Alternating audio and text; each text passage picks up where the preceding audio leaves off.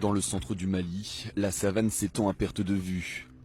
Cette colonne de blindés est une patrouille de la MINUSMA, la mission de maintien de la paix de l'ONU pour la stabilisation du Mali. Le bataillon de casques bleus est sénégalais. Il patrouille dans les villages isolés pour dissuader les attaques contre les civils. L'accès par la route est difficile. Depuis des années, aucun représentant de l'État ou de l'armée n'est venu ici. La menace est pourtant là. La zone est infestée de mines artisanales et de groupes armés prêts à rançonner, enlever ou tuer. Équipé d'un vieux fusil, ce chef de village pourrait à peine se défendre en cas d'attaque.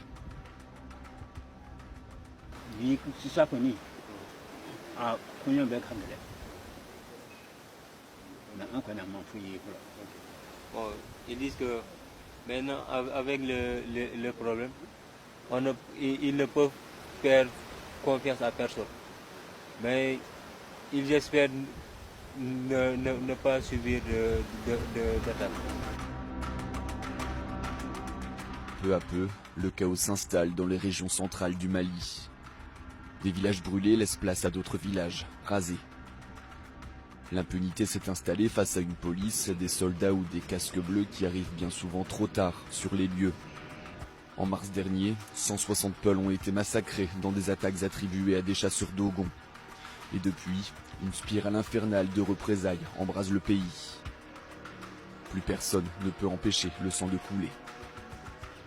Ah, c'est un village Peul qui a été menacé, ça fait des jours. Mais à notre grande surprise, arrivé ici, on a trouvé que le village a été brûlé complètement. Depuis les événements de Ouagassogou, il y a toujours des violences intercommunautaires entre Peul et Dogon. Voilà, je ne sais pas réellement ce qui s'est passé.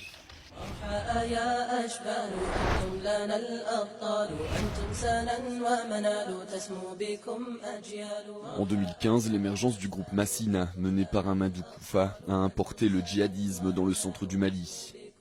Une région pauvre et rurale longtemps épargnée par les violences. Lié à Al-Qaïda au Sahel, ce prédicateur a séduit de nombreux jeunes éleveurs Peuls en conflit avec les agriculteurs pour l'accès à la terre. Beaucoup se sentaient abandonnés par des élites jugées corrompues. L'enrôlement pour mener la guerre sainte a été fulgurant. Ibrahim était un simple berger quand les hommes au drapeau noir lui ont promis 20 fois son salaire s'il rejoignait leur rang. Avec 6 enfants à nourrir, il s'est laissé convaincre de partir combattre pour le groupe djihadiste. Il a vécu en brousse avec eux pendant 4 ans.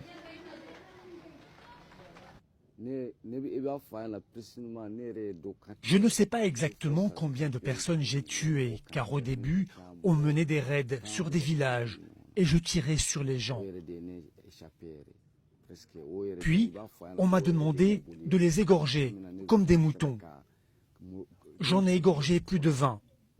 C'est pour ça que j'ai déserté. Condamné à vivre dans la clandestinité pour échapper à ses anciens compagnons d'armes, Ibrahim vit désormais loin de sa famille dans les faubourgs de Mopti, la grande ville au centre du Mali. Rongé par les remords et les cauchemars, Ibrahim était sous l'emprise du tramadol, la drogue des djihadistes.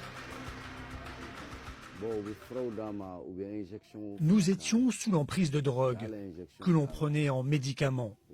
On nous faisait aussi des injections. Parfois, on nous faisait boire du jus de date, mais on se rendait bien compte que c'était faux, car on était possédé. Invisibles, les djihadistes sont aujourd'hui omniprésents.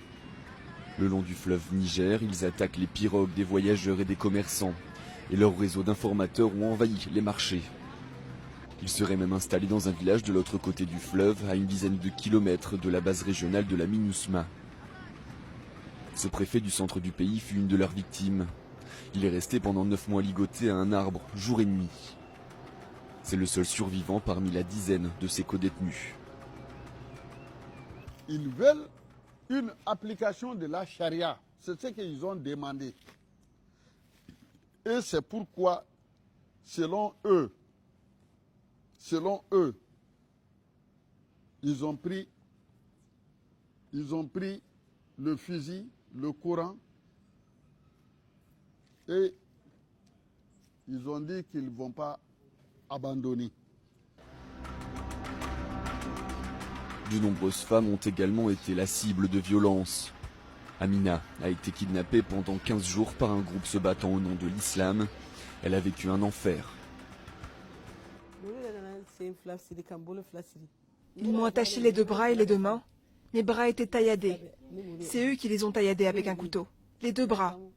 C'était tellement douloureux que j'ai crié jusqu'à l'épuisement. Ils m'ont ensuite violée. Pas une seule personne, mais 13 personnes.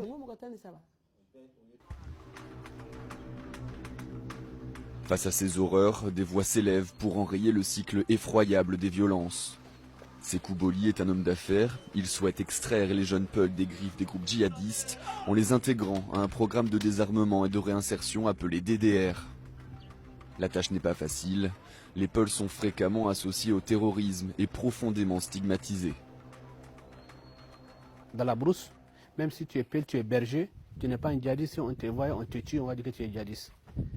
Nous, on a décidé de faire appel aux jeunes Peuls combattants. Venez, il faut quitter dans les brousses. Venez vous inscrire dans les DDR. Si vous venez inscrire dans les DDR, vous pouvez avoir les vies normales, les vies meilleures.